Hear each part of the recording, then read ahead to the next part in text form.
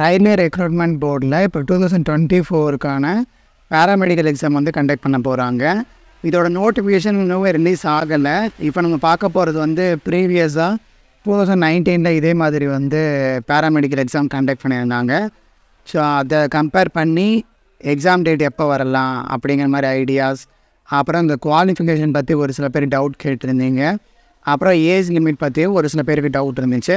அதெல்லாம் கிளாரிஃபை பண்ணுறதுக்காக தான் இந்த வீடியோ. ஸோ இது வந்து 2019ஓட பேராமெடிக்கல் நோட்டிஃபிகேஷன். ஸோ இதோட date of publication in employment news. So அதாவது எம்ப்ளாய்மெண்ட் நியூஸ் வந்து வெளிவந்த டேட்டு February 23. அதுக்கப்புறம் date of publication in official websites. RRB வெப்சைட்டில் நியூஸ் அப்டேட் ஆனது பார்த்திங்கன்னா March 4. அதுக்கப்புறம் ஓப்பனிங் ஆஃப் ஆன்லைன் ரெஜிஸ்ட்ரேஷன், அதாவது அப்ளிகேஷன் போர்ட்டல் ஓப்பன் ஆனது March 4. ஸோ 23 வந்து இந்த மாதிரி எக்ஸாம் கண்டக்ட் பண்ண போகிறாங்கன்னு ஃபஸ்ட்டு வந்து நியூஸில் சொல்லியிருக்காங்க. அதுக்கப்புறம் March 4 பார்த்திங்கன்னா ஆன்லைன் அப்ளிகேஷன் ஓப்பன் பண்ணியிருக்காங்க. அதில் இருந்து April 2 வரைக்கும் க்ளோசிங் டேட் வந்து ஃபிக்ஸ் பண்ணியிருக்காங்க. அதாவது நம்ம அப்ளை பண்ணுறதுக்கு 1 மாதம் வந்து கரெக்டாக டைம் கொடுத்துருந்தாங்க. இது வந்து ப்ரீவியஸ் டைம். ஸோ இந்த தடவையும் வந்து மேபி இந்த ஜூன் லாஸ்ட் வீக்லேயோ இல்லை ஜூலை 1st or 2nd வீக்லேயோ நோட்டிஃபிகேஷன் வந்துச்சுன்னா August 1st or 2nd week வரைக்கும் அப்ளிகேஷன் போர்ட்டல் வந்து ஓப்பனில் இருக்கும். ஸோ ஆகஸ்ட், அதாவது இவங்க சொல்லியிருக்கிறதுபடி பார்த்திங்கன்னா ஜூலை வந்து நோட்டிஃபிகேஷன் வரும்னு சொல்லியிருக்காங்க. ஸோ ஜூலை வந்துச்சுன்னா ஆகஸ்ட் வரைக்கும் அப்ளிகேஷன் ஓப்பனில் இருக்கும். அதை நோட் பண்ணிக்கணும். அதுக்கப்புறம் பேமெண்ட் பண்ணுறதுக்கு ஒரு 2-3 days டைம் இருக்கும். ஸோ April 2 April 4 வரைக்கும். அப்புறம் இந்த பேமெண்ட் போர்ட்டல் ஓப்பன் க்ளோஸ் ஆகிறது வந்து 4 or 5 இந்த 2 டேட் இருக்குது. Closing of online submission of application in all respect. So ஃபைனலாக வந்து அந்த ஆன்லைன் சப்மிஷன் ஃபுல்லாக க்ளோஸ் ஆகிறது 7. ஸோ 2 7 வரைக்கும் 5 நாளுக்குள்ளார நம்ம பேமெண்ட் பண்ணி சப்மிட் பண்ணிடணும். ஸோ ஓவரால் பார்த்திங்கன்னா கிட்டத்தட்ட 1 மாதம் பீரியட் வந்து அப்ளிகேஷன் வந்து ஓப்பனில் இருக்குது. இதை வந்து நம்ம மெயினாக நோட் பண்ணிக்கணும். இதுக்கப்புறம் எக்ஸாம் டேட் வந்து எப்போ வரும் அப்படிங்கிறது இதிலேருந்து நமக்கு என்ன தெரியுது அப்படின்னா April 7 வச்சுக்கலாம். ஸோ April 7 தென் அதுக்கப்புறம் April 7 May 7, தென் June 7. ஸோ 2 months இல்லை ஒரு 50 days வச்சுக்கலாம். அதாவது 2019 அந்த நோட்டிஃபிகேஷன் க்ளோஸ் ஆகி 50 நாள் கழித்து எக்ஸாம் வந்து கண்டக்ட் பண்ணியிருக்காங்க. ஸோ இதே மாதிரி இங்கேயும் வந்து ஒரு 50 நாள் அந்த மாதிரி வச்சுட்டோன்னா இப்போ ஆகஸ்ட்டில் அப்ளிகேஷன் டேட் வந்து க்ளோஸ் ஆகுது அப்படின்னா ஆகஸ்ட் முடிஞ்சு September 2nd வீக் அந்த மாதிரி வந்து எக்ஸாமோட டேட் வந்து அனௌன்ஸ் பண்ணுறதுக்கு வாய்ப்பு இருக்குது. ஸோ இங்கே இருக்கிறது படி பார்த்திங்கன்னா ஆர்ஆர்பியோட எக்ஸாம் வந்து September 2nd வீக்காக இருக்கிறதுக்கான வாய்ப்புகள் இருக்குது. அதை நோட் பண்ணிக்கணும். அண்ட் இது பார்த்திங்கன்னா கம்ப்யூட்டர் பேஸ்டு டெஸ்ட்டு. ஸோ இது எல்லாருக்குமே உங்களுக்கு ஆல்ரெடி தெரியும். இந்த நோட்டிஃபிகேஷனை வந்து எக்ஸ்பிளைன் பண்ணி ஆல்ரெடி ஒரு வீடியோ போட்டிருக்கேன். ஸோ அது யூடியூப்பில் இருக்கும். அந்த வீடியோ பார்த்திங்கன்னா கொஞ்சம் இதை பற்றி டீட்டெயில்டாக நிறைய விஷயங்கள் சொல்லியிருக்கேன். இந்த வீடியோவில் நம்ம ஒரு சில முக்கியமான நீங்கள் கேட்டிருந்த டவுட்ஸ் மட்டும் சொல்கிறேன். இதுக்கப்புறம் இன்னொரு முக்கியமான டவுட் பார்த்திங்கன்னா எவ்வளோ வேக்கன்சிஸ் வந்து கேட்பாங்க அப்படின்னு கேட்டிருந்தீங்க. ஸோ டீட்டெயில்ஸ் ஆஃப் வேக்கன்சிஸ் இங்கே பார்த்திங்கன்னா ஃபார்மசிஸ்ட் Grade 3. ஸோ இதில் தான் ஃபார்மசிஸ்ட் எடுப்பாங்க. இந்த பேராமெடிக்கல் கேட்டகரியில் பார்த்திங்கன்னா நிறைய போஸ்ட் இருக்குது. டயட்டீஷியன், ஸ்டாஃப் நர்ஸ், இந்த மாதிரி.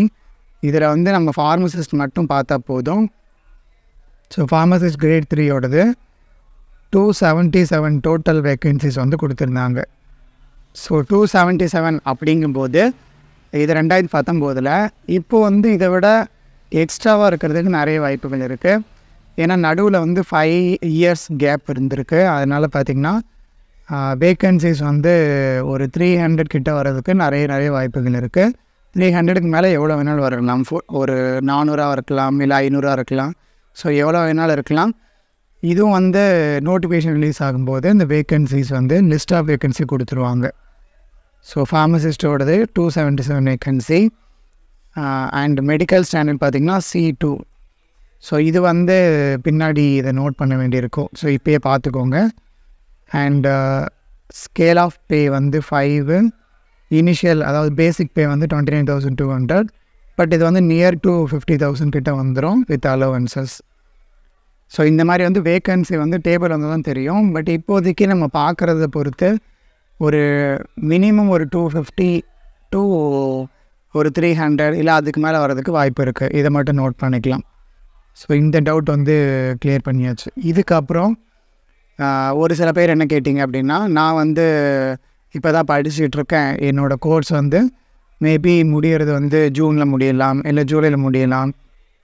ஸோ நான் வந்து அது அப்ளை பண்ண முடியுமான்னு கேட்டிருந்தீங்க. ஸோ அது வந்து இங்கே பாருங்கள், ஃபஸ்ட் பாயிண்ட்லேயே கொடுத்துருக்காங்க.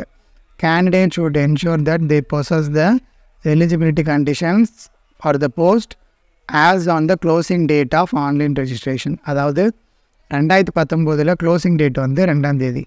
ஸோ 2ஆம் தேதிக்குள்ளார உங்களோட எலிஜிபிலிட்டி கண்டிஷன்ஸ் எல்லாமே இருக்கா அப்படிங்கிறது தான் நீங்கள் மெயினாக நோட் பண்ணணும். அதாவது ஏப்ரல் 2க்கு முன்னாடி நீங்கள் வந்து அந்த கோர்ஸ் முடித்ததா அவங்களோட சர்டிஃபிகேட்டில் மென்ஷன் பண்ணியிருந்தாங்க அப்படின்னா நீங்கள் வந்து எலிஜிபிள்.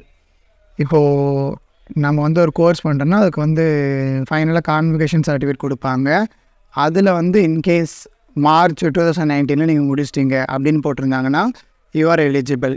ஸோ அந்த மாதிரி இவங்க கொடுத்துருக்குற டேட்டுக்குள்ளார உங்களோட எல்லா எலிஜிபிலிட்டியும் வந்து வந்துடணும். Candidates waiting for final results of prescribed qualification should not apply. So இதுவும் வந்து முக்கியமான பாயிண்ட். அதாவது இப்போ நீங்கள் வந்து எக்ஸாம் எழுதிட்டு வெயிட் பண்ணிகிட்ருக்கீங்க. ஆனால் நீங்கள் இப்போ எக்ஸாம்பிளுக்கு இங்கே ஏப்ரல் வச்சுக்கலாம், நீங்கள் மார்ச்சில் எக்ஸாம் முடிச்சிட்டிங்க, ஆனால் இன்னும் ரிசல்ட் வரல. ஸோ வெயிட் பண்ணிகிட்ருக்கீங்க அப்படின்னா நீங்கள் வந்து அப்ளை பண்ண முடியாது. ஸோ நீங்கள் எக்ஸாம் எழுதுறது வந்து நீங்கள் கோர்ஸ் முடித்ததாக கணக்கு கிடையாது. உங்களோட சர்டிஃபிகேட்டில் ஃபைனலாக என்ன மென்ஷன் பண்ணியிருக்காங்களோ அதுதான் வந்து ஃபைனலைஸ்டு. அதாவது அதுதான் வந்து உங்களோட குவாலிஃபிகேஷனை வந்து கன்சிடர் பண்ணுவாங்க. ஸோ இந்த டேட்டுக்குள்ளார உங்களோட கோர்ஸ் வந்து நீங்கள் கம்ப்ளீட் பண்ணியிருக்கணும். Course and other eligibility conditions எல்லாமே closing date of online registration. அப்படி பார்த்திங்கன்னா இப்போது நம்ம ப்ரிடிக்ட் பண்ண ஆன்லைன் டேட் வந்து, அதாவது ஆன்லைன் ஓப்பனிங் டேட் எப்போ பார்த்தோம், ஜூலை ஃபஸ்ட் வீக்லேருந்து ஆகஸ்ட் ஃபஸ்ட் வீக் வரைக்கும் பார்த்தோம். ஸோ ஆகஸ்ட்டுக்குள்ளார உங்களோட எலிஜிபிலிட்டி வந்து, அதாவது உங்களோட குவாலிஃபிகேஷன் க்ரைட்டீரியா எல்லாம் வந்துருச்சு அப்படின்னா நீங்கள் வந்து இதுக்கு அப்ளை பண்ணலாம். ஸோ இதுவும் வந்து டென்டேட்டிவ் தான், அதாவது நம்ம ப்ரிடிக்ஷன் படி தான் ஆகஸ்ட்டுன்னு சொல்கிறோம். ஸோ நோட்டிஃபிகேஷன் வரும்போது அந்த டேட் பாருங்கள், இந்த மாதிரி ஒரு டேட் கொடுத்துருப்பாங்க. அதுபடி நீங்கள் வந்து உங்களோட கோர்ஸ் நீங்கள் முடிச்சிருந்தீங்க அப்படின்னா நீங்கள் வந்து அப்ளை பண்ண முடியும். பிஃபோர் ஃபில்லிங் அப் எல்லா விஷயங்களையும் ரீட் பண்ணிக்கோங்கன்னு சொல்லி கொடுத்துருப்பாங்க, அதை பார்த்துக்கோங்க. அப்புறம் candidates are advised to visit only official websites of RRB. So ஆர்ஆர்பிக்கு அஃபிஷியல் வெப்சைட்ஸ் வந்து கொடுத்துருப்பாங்க. இது இந்த நோட்டிஃபிகேஷனில் பேரா 20 வந்து கொடுத்துருப்பாங்க. நம்ம சேனலோட டெலகிராம் குரூப்லேயும் இந்த நோட்டிஃபிகேஷன் வந்து நான் போஸ்ட் பண்ணிடுறேன். ஸோ இதை செக் பண்ணிக்கோங்க. இதில் பேரா 20, ஸோ பேரா 20ல் பார்த்திங்கன்னா ஒவ்வொரு ஊருக்கும் அந்த அஃபிஷியல் வெப்சைட்ஸ் இருக்குது. ஸோ இங்கே பார்த்திங்கன்னா சென்னைக்கு வந்து அஃபிஷியல் வெப்சைட் கொடுத்துருக்காங்க, அதை நோட் பண்ணிக்கோங்க. ஸோ நம்ம முக்கியமான விஷயங்கள் எல்லாத்தையும் இந்த அஃபிஷியல் வெப்சைட்டில் வந்து செக் பண்ணிக்க சொல்லியிருக்காங்க. அதுக்கப்புறம் mobile number, valid email ID இதெல்லாம் வந்து நீங்கள் ப்ராப்பராக என்ட்ரு பண்ண வேண்டியிருக்கும். அதுக்கப்புறம் வேக்கன்சிஸ் வந்து அனெக்ஷன் பியில் கொடுத்துருப்பாங்க. ஸோ வேக்கன்சி நம்ம ஆல்ரெடி பார்த்துட்டோம். அப்புறம் level of the post and pay, so இதுவும் மேலேயே பார்த்தாச்சு. Age limit, so age limit பார்த்திங்கன்னா July 1. ஸோ July 1க்குள்ளார உங்களோட upper and lower age limit வந்து ப்ரிஸ்கிரைப் பண்ணியிருக்கிறதுக்குள்ளார இருக்கணும். அதாவது இந்த டேட் படி உங்களோட டேட் ஆஃப் பர்த் என்னவாக இருக்கலாம் அப்படிங்கிறது பேரா 5.1 கொடுத்துருக்காங்க. ஸோ இந்த மந்த் பார்த்திங்கன்னா, ஸோ எக்ஸாம் வந்து ஜூனுன்னு சொல்லியிருந்தாங்க, பட் ஏஜ் லிமிட் பார்த்திங்கன்னா July 1 வந்து கொடுத்துருக்காங்க. அதாவது இப்போ நம்மளோட ப்ரிடிக்ஷன் படி எக்ஸாம் வந்து செப்டம்பர் சொல்லியிருந்தோம். ஸோ ஏஜ் லிமிட் வந்து அக்டோபருக்குள்ளார அவங்களோட lower and upper age limit வந்து இங்கே ஒரு பேராகிராஃப் கொடுத்துருப்பாங்க, இங்கே கீழே வந்தோம்னா இருக்கும். ஸோ இந்த பேராவை பொறுத்து இந்த லோயர் ஏஜ் லிமிட் வந்து உங்களுக்கு அட்டைன் ஆகிருக்கா அப்படிங்கிறத வந்து செக் பண்ணிக்கணும். For unreserved, OBC, SC, ST இந்த மாதிரி. ஸோ இதுவும் வந்து நீங்கள் செக் பண்ணிக்க முடியும். இப்போதைக்கு நமக்கு டென்டேட்டிவாக தெரிய வர்றது பார்த்திங்கன்னா எக்ஸாம் டேட்டுக்கு அடுத்த மந்த்து தான் வந்து ஏஜ் லிமிட்டாக வந்து கன்சிடர் பண்ணியிருக்காங்க. அதுக்கப்புறம் மெடிக்கல் ஸ்டாண்டர்ட் லைக் விஷன்லாம் எப்படி ப்ராப்பராக இருக்கணும் அதை பற்றிலாம் கொடுத்துருப்பாங்க. இதுவும் நான் ப்ரீவியஸ் வீடியோலேயே சொல்லியிருக்கேன்.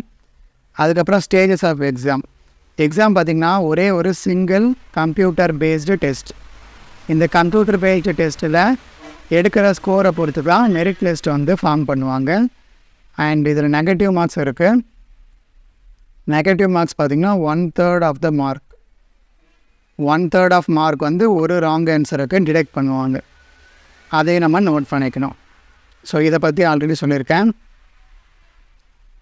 இதுக்கப்புறம் வந்து நம்ம ஃபார்ம் ஃபில் பண்ணும்போது என்ன பண்ணணும் பண்ணக்கூடாது அந்த மாதிரியான ஒரு சில விஷயங்கள் கொடுத்துருப்பாங்க. அதுக்கப்புறம் பார்த்திங்கன்னா medical standard for the post. So இதில் நம்ம C2 பார்க்கணும். Physically fit in all aspects. So நம்மளோட டிஸ்டன்ட் விஷன் வந்து இந்த அளவில் இருக்கணும் வித்தவுட் கிளாஸஸ். நியர் விஷன் வந்து வித் ஆர் வித்தவுட் கிளாஸஸ் வந்து இந்த அளவு இருக்கணும்னு கொடுத்துருக்காங்க. ஸோ இதுவும் வந்து நீங்கள் செக் பண்ணிக்கணும்னு நினச்சிங்கன்னா செக் பண்ணிக்கோங்க. இதுக்கப்புறம் ஸோ ஏஜ் லிமிட் பார்த்தாச்சு. ஜூலை 1 படி சொல்லியிருக்காங்க. இந்த மாதிரி ஒரு டேபிள் கொடுத்துருப்பாங்க. ஸோ நீங்கள் எந்த ஏஜ் குரூப்பில் வரீங்களோ அதை பொறுத்து உங்களோட லோயர் ஏஜ் லிமிட்டும் அப்பர் ஏஜ் லிமிட்டும் இதுக்குண்டார இருக்கா அப்படிங்கிறத வந்து செக் பண்ணிக்கணும். அண்ட் இதுக்கப்புறம் பார்த்திங்கன்னா ஏஜ் ரிலாக்ஸேஷன். இதுவும் நான் ஆல்ரெடி வீடியோலேயே சொல்லியிருப்பேன், அதாவது ப்ரீவியஸ் வீடியோவில். ஸோ ஓபிசிக்கு வந்து 3 years ரிலாக்ஸேஷன், எஸ்சி எஸ்டிக்கு 5 years, அப்புறம் எக்ஸர்வீஸ்மெனுக்கு 3 years, then persons with benchmark டிசபிலிட்டியில் 10, 13, 15, அப்புறம் விடோ விமன் இல்லை டிவோர்ஸ்ட் உமன் அந்த மாதிரி இருக்கவங்களுக்கு தனித்தனியாக இருக்குது. இல்லை இந்த மாதிரி குவாசி அட்மினிஸ்ட்ரேட்டிவ் ஆஃபீஸ் அங்கே ஒர்க் பண்ணுறவங்களுக்கு தனியாக இருக்குது. ஸோ இதெல்லாம் யாருக்கு சூட்டபுளாக இருக்கோ அவங்க செக் பண்ணிக்கோங்க ப்ரீவியஸ் வீடியோ பார்த்து. இதுக்கப்புறம் எஜுகேஷ்னல் குவாலிஃபிகேஷன். ஸோ இது நம்ம ஆல்ரெடி சொல்லியாச்சு. க்ளோசிங் டேட் படி உங்களோட எஜுகேஷ்னல் குவாலிஃபிகேஷன் வந்து கம்ப்ளீட் ஆகிருக்கணும். Those awaiting results of final exam of the prescribed qualification should not apply. அதாவது நீங்கள் எக்ஸாம் எழுதிட்டு நீங்கள் ஃபைனல் ரிசல்ட்டுக்காக வெயிட் பண்ணுறவங்களும் அப்ளை பண்ணக்கூடாதுன்னு சொல்லியிருக்காங்க. ஸோ நீங்கள் முடித்தவங்களாக இருக்கணும், ரிசல்ட்டுக்கு வெயிட் பண்ணுறவங்களாம் இருக்கக்கூடாதுன்னு சொல்லியிருக்காங்க.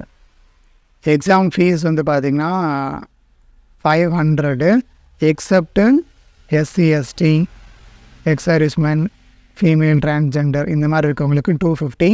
அந்த ஹோல் அமௌண்ட்டும் வந்து ரீஃபண்ட் ஆகிடும் நீங்கள் எக்ஸாம் அப்பியர் ஆனதும்.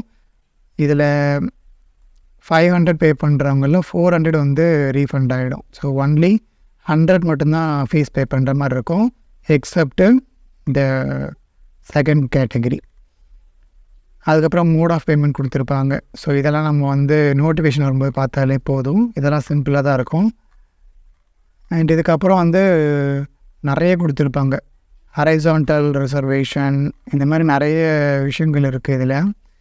இதை பற்றிலாம் நான் தனித்தனியாக ஒரு வீடியோ போடுறேன். எப்பப்போ வந்து டைம் இருக்கோ இல்லை உங்களுக்கு எதாவது டவுட்ஸ் இருந்துச்சுன்னா அதை கமெண்ட்டில் மென்ஷன் பண்ணுங்கள். நான் கண்டிப்பாக அதை பற்றி வீடியோ போடுறதுக்கு ட்ரை பண்ணுறேன். அண்ட் இதுக்கப்புறம் இதுதான் முக்கியமான section wise marks. So professional ability, அதாவது ஃபார்மசியில் இருந்து 70 கொஷின்ஸ் வரும். ஸோ ஒவ்வொரு கொஷினுக்கும் ஒவ்வொரு mark 70 marks.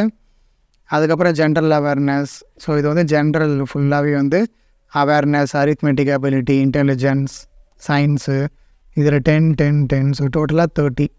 So 70 + 30 100 questions 100 marks. And இதில் நெகட்டிவ் மார்க் இருக்குது. நம்ம தப்பாக சொல்கிற ஒவ்வொரு மார்க்குக்கும் 1/3 ஒவ்வொரு கொஷினுக்கும் 1/3 ஆஃப் மார்க், அதாவது 3 கொஷின் தப்பாக சொன்னோம்னா 1 மார்க் வந்து மைனஸ் பண்ணுவாங்க. ஸோ இதில் வந்து எலிஜிபிலிட்டி மார்க் எவ்வளோ, அதாவது மினிமம் குவாலிஃபையிங் மார்க் குறைந்தபட்சம் எவ்வளோ வந்து எடுத்துருக்கணும் பாஸ் ஆகிறதுக்கு அப்படின்னா அன்ரிசர்வ்டுக்கு வந்து 40%. அதாவது டோட்டல் 100 மார்க் இல்லையா, 100 மார்க்குக்கு 40 எடுத்தால் பாஸ். ஓபிசி எஸ்சியில் இருக்கவங்களுக்கு 30%, எஸ்டியில் இருக்கவங்களுக்கு 25%. அதாவது 100க்கு 25, 100க்கு 30 மார்க் எடுத்தால் இவங்கெல்லாம் மினிமம் குவாலிஃபைங் மார்க் வந்து எடுத்தாச்சுன்னு அர்த்தம். இதுக்கப்புறம் வந்து ஷார்ட் லிஸ்டட் கேண்டிடேட்ஸ் வந்து எப்படி செலக்ட் பண்ணுறாங்க அப்படின்னா, it will be made on the performance of the candidate in CBT. அதாவது நீங்கள் இந்த எக்ஸாமில் நீங்கள் எடுத்த மார்க்ஸை பொறுத்து தான் கேண்டிடேட்ஸ் வந்து ஷார்ட் லிஸ்ட் பண்ணுறாங்க. ஸோ அதை நோட் பண்ணிக்கணும். அண்ட் இங்கே இன்னொரு முக்கியமான விஷயம் நம்ம என்ன நோட் பண்ணணும் அப்படின்னா, இங்கே வந்து 70 10 10 10 ஸோ டோட்டலாக தனித்தனியாக இருந்தாலும் ஓவரால் மார்க்கை தான் வந்து கன்சிடர் பண்ணுவாங்க. அதாவது டோட்டல் மார்க் 100, அந்த 100க்கு நீங்கள் 40 எடுத்தால் குவாலிஃபைடு. இதுதான் வந்து இதுக்கு முன்னாடி நடந்த ஆர்ஆர்பியோட ஸ்கீம். ஆனால் வந்து இதுவே இஎஸ்ஐசி பார்த்திங்கன்னா, இந்த ஜிகேன்னு ஒன்று நமக்கு, அதாவது இஎஸ்ஐசி எக்ஸாம் எழுதுகிறவங்களுக்கு அதை நம்ம எழுதியிருப்போம் ஜிகே. அந்த ஜிகேலேயே ஒரு மினிமம் குவாலிஃபைங் மார்க் தனியாக இருந்துச்சு. ஆனால் இங்கே 2019 படி பார்த்திங்கன்னா, இந்த ப்ரொஃபஷனல் அபிலிட்டி ஜிகே எல்லாத்தையும் சேர்த்து காமனாக தான் நீங்கள் வந்து குவாலிஃபைங் மார்க் எடுக்கணும்னு சொல்லியிருந்தாங்க. அதாவது இன்கேஸ் நீங்கள் இந்த 30 கொஷினில் 30மே அவுட்டுன்னா கூட இந்த 70ல் நீங்கள் 40 எடுத்தாலே நீங்கள் கிளியர். இது வந்து அக்கார்டிங் டு 2019. ஆனால் இப்போ 2024 வந்து நோட்டிஃபிகேஷன் வரும். அவங்க வரும்போது இதே பேராகிராஃப் கொடுத்துருந்தாங்க அப்படின்னா இதே தான் ஃபார்மேட்டு. ஜிகேல நீங்கள் வந்து ஃபுல்லாக அவுட்டுனாலும் பிரச்சனை இல்லை, நீங்கள் டோட்டலாக வந்து 40% எடுத்தாலே கிளியர். ஸோ ப்ரீவியஸ் நோட்டிஃபிகேஷன் படி ஓவராலாக நீங்கள் 40% எடுத்தாலே போதும். ஜிகேக்கு நீங்கள் தனியாக மார்க் எடுக்க வேண்டிய அவசியம் இல்லை. ஆனால் 2024 இப்போ நோட்டிஃபிகேஷன் வரும்போது இதை பற்றி நம்ம பார்ப்போம். ஏன்னா நிறைய பேர் இந்த டவுட் கேட்டிருந்தீங்க, நம்ம ஜிகேலேயும் மினிமம் குவாலிஃபைங் மார்க் எடுக்கணுமான்னு நிறைய பேர் கேட்டிருந்தீங்க. According to the previous notification அப்படிலாம் எடுக்கணும்னு அவசியம் இல்லை. ஆனால் இந்த இயர் நோட்டிஃபிகேஷனில் இன்கேஸ் அப்படி கொடுத்தாங்க அப்படின்னா நம்ம இதில் வந்து எடுக்க வேண்டியிருக்கும். ஆனால் கொடுப்பாங்களாங்கிறது தெரியல. We have to wait for that. But இது வந்து படிக்கிறது நல்லது தான். ஏன்னா அந்த 30 மார்க்கில் நீங்கள் ஒரு அட்லீஸ்ட் ஒரு 20 எடுத்திங்கன்னா நீங்கள் வந்து ப்ரொஃபஷனல் அபிலிட்டியில் கொஞ்சம் உங்களுக்கு வந்து மார்க் கம்மியானாலும் இது வந்து அதை ஃபுல்ஃபில் பண்ணும். அப்படிங்கும்போது நீங்கள் இதையும் படிக்கிறது வந்து ஒரு பெட்டர் ஆப்ஷன் தான். ஸோ அதை ஃபாலோ பண்ண நினைக்கிறவங்க ஃபாலோ பண்ணிக்கோங்க. அப்புறம் இந்த ஆர்ஆர்பி எக்ஸாமுக்கு நீங்கள் ப்ரிப்பேர் ஆகிட்டு இருக்கீங்க அப்படின்னா, என்கிட்ட இதுக்காக வந்து ஒரு எம்சிக்யூ புக் வந்து ரெடி பண்ணியிருக்கேன். ஸோ இது வந்து ஆர்ஆர்பிக்கு மட்டும் கிடையாது, MRP exam, RRB exam, ESIC இல்லை ட்ரக் இன்ஸ்பெக்டர் எக்ஸாம், அந்த மாதிரி எந்த காம்படிட்டிவ் எக்ஸாம் எழுதினாலும் அவங்களுக்குன்னு வந்து என்கிட்ட எம்சிக்யூ புக்ஸ் வந்து அவைலபிளாக இருக்குது. ஸோ அதை பர்ச்சேஸ் பண்ணணும்னு நினச்சிங்கன்னா என்னோடய வாட்ஸ்அப் நம்பருக்கு கான்டாக்ட் பண்ணுங்கள். Currently it is available. So that's it. ஒரு சில பேர் டவுட்ஸ் கேட்டிருந்தீங்க, ஸோ அதை கிளாரிஃபை பண்ணுறதுக்காக தான் இந்த வீடியோ. இதுக்கப்புறம் வேறு ஏதாவது இம்பார்ட்டண்ட்டாக இருந்துச்சுன்னா regarding RRB or MRB or drug inspector, I will upload a different video. So இதே மாதிரி ரெகுலராக ஃபார்மசிஸ்ட் ரிலேட்டட் அப்டேட்ஸ் பார்க்குறதுக்கு நம்ம சேனலை சப்ஸ்கிரைப் பண்ணிக்கோங்க. அண்ட் இந்த வீடியோ உங்கள் ஃப்ரெண்ட்ஸ் யாராவது ஆர்ஆர்பிக்காக வெயிட் பண்ணிட்டு இருந்தாங்கன்னா அவங்களுக்கு மறக்காமல் ஷேர் பண்ணுங்கள். இதே மாதிரி நெக்ஸ்ட் வீடியோவோட மீட் பண்ணுறேன். Until then, bye from Vasant Murugesan.